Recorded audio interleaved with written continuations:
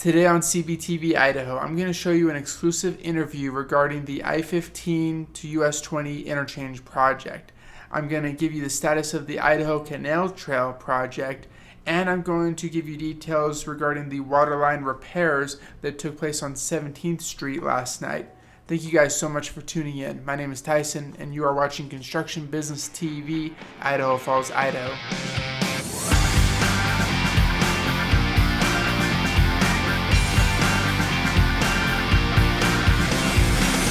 Welcome back, guys, to CBTV Idaho. My name is Tyson. I'm your local journalist and videographer for Construction Business TV in the Idaho Falls, East Idaho area. If this is your first time on the channel, CBTV is a YouTube-based news platform dedicated to keeping you up to date on all of the construction and development projects going on in your local area. Starting this off, as always, with a local job post lead. Southern Idaho Division of Knife River Corporation is looking to fill 8 different positions. All these positions are based in Idaho Falls. They are all full-time and entry-level, and they range in salaries from $40,000 to $60,000. We have things such as pipe laborer, pipe foreman, grade foreman, equipment operator, heavy equipment field mechanic, and cement bulk truck driver, to name a few. So I'm going to leave a link in the description below. Follow that link to Indeed.com. You can get more information on each of these positions, and you can apply to them from there. Okay, my first story today is regarding the road restrictions that were taking place on 17th Street last night. Many of you may have noticed it and were wondering what it was about. So, motorists experienced traffic delays last night as the City of Idaho Falls Water Division repaired 2 water lines located on 17th Street. The work began about 11 o'clock last night. The leaks were on the 1400th block of East 17th Street and immediately west of the intersection of 17th Street and South Woodruff Avenue. During construction, there were lane reductions on 17th Street for both sides, east and westbound traffic. Traffic on South Woodruff Avenue was also impacted through its intersection with 17th Street. So, construction was scheduled to be completed prior to 8 o'clock a.m. this morning. Water service was interrupted due to local businesses during repairs. So if you live in that area and if you experienced any water cutoffs through the night, let me know. Leave them in the comments below. If you find value in the information that I provide on a weekly basis, don't forget to hit the like button below the video and subscribe to Construction Business TV on YouTube. With that, let's hit story number 2. The trail portion of the Idaho Canal Trail project was officially completed earlier this month on August 12th with a ceremonial press conference as well as a ribbon cutting.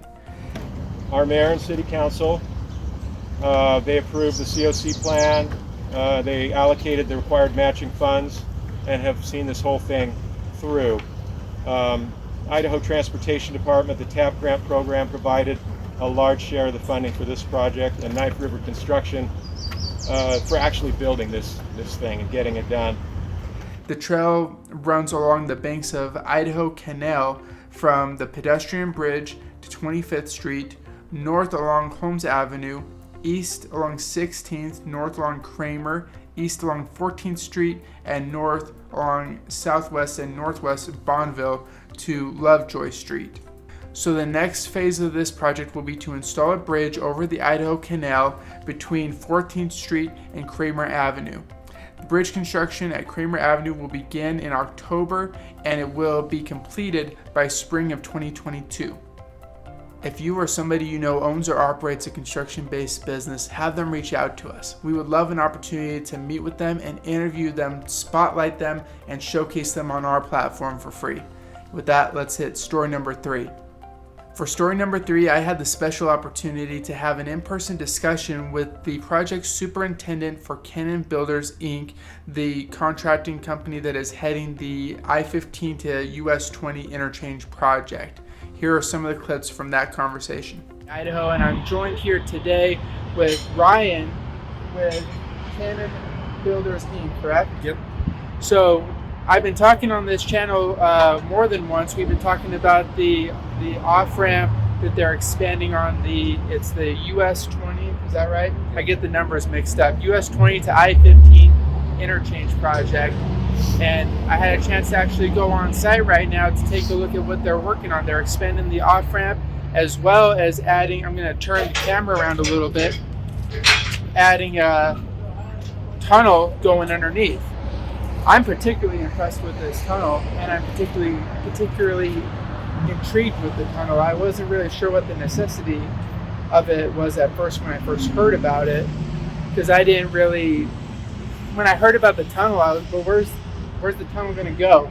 Like it's just going right to the freeway right here. So I didn't really understand what the purpose of it was. So could you let me in a little bit on why this was a necessity and what the benefits of it are? Yeah, the tunnel's it's a pedestrian tunnel, so it's for the pedestrians that want to cross this area from this side of Idaho Falls over to the green belt. And so rather than you going up here on the on-ramp or the off-ramp and using that access area, which is kind of dangerous because Kind of crossing the traffic intersection. The traffic right there, it just provides them the opportunity to cross this and not face that hazard right there, so they can bypass it going underneath. Right. And it offers just, like I said, just a free walking way right there for walkers, bicyclists. I had a chance to speak on the phone earlier. You have to remind me what his name was. Paul. And what was his position? He's the project manager. Project manager. For this project. Had a chance to talk with him a little bit regarding this underpass, and the way he explained it to me is before this underpass was here, where pedestrians would have to cross the traffic light up there. When that light goes red and when there's pedestrians crossing, it can back the traffic up sometimes all the way back to Broadway, the next off ramp. So it's a huge bottleneck for traffic. So along with the pedestrian tunnel, they added one more right turn lane here to help alleviate that. So it widened everything here and then gave the pedestrians access. So that's what it's for. It's going to make everything a lot more free flowing. Hopefully, it seems like that's what it's done since we've had it opened.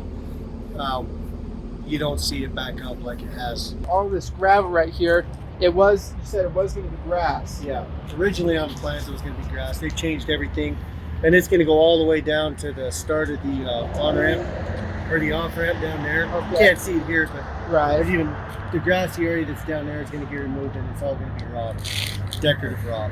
So this walkway through the tunnel back here is going to end up going up the stairs, up to the top of where the overpass is for the US20. And it's the same kind of thing over on the other side of the tunnel. There's going to be some switchbacks that go back up to the top of the road so that people don't have to cross the off-ramp up there and block up a bunch of traffic.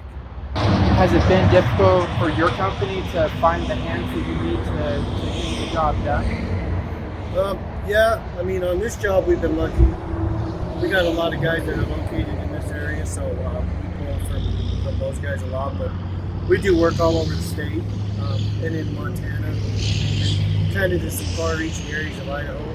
Like we're up in northern Idaho right now, and in Boise, and then in Montana. So it's kind of hard to find work in those areas.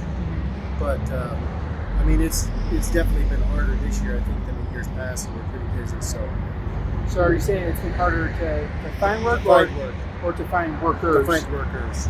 Yeah. We've been busy this year, and I know we're busy throughout the year. So it's just finding the workers, finding enough people to finish it for sure. Excellent. Is there anything on this job site here that you're particularly proud of, that you want to take the opportunity to brag about a little bit? We want to make you guys look awesome. I just think the work that the guys have done as far as like on the sidewalks and stuff. Have there been any particular challenges to this job, like any maybe pushbacks in time because of unforeseen circumstances, unforeseen issues that you've run onto that you've had to work your way around? No, I mean, we're on schedule. The only thing that's kind of holding everything back is the change orders with the gravel as opposed to the sod. And then we still got to put a lot of railing in right here.